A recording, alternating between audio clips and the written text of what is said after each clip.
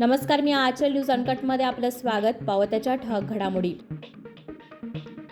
लहानपणी अशा घरात राहायला मिळायला हवं होतं. सोलापुरात नरेंद्र मोदी भाषणावेळी भाऊक.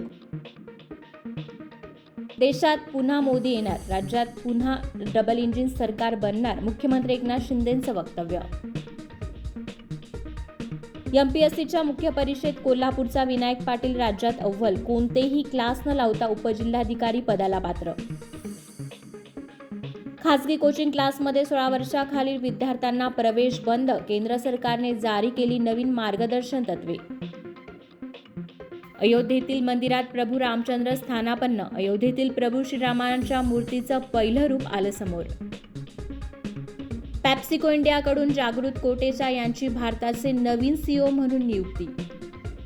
राम मंदिराच्या प्राणप्रतिष्ठेपूर्वी अयोध्येतून 3 संशयितांना अटक, खलिस्तानी दहशतवादी अर्श डालाशी संबंध असल्याचा संशय. अदन खाडीत जहाजावर ड्रोन हल्ला, नौदलाची INS विशाखापट्टणम युद्धनौका मदतीला धावली. परराष्ट्र व्यवहार मंत्री एस जयशंकर यांनी घेतली मालदीवचे परराष्ट्र मंत्री मोसा जमीर यांची भेट, भारतीय सैनिकांच्या माघारीवर झाली चर्चा.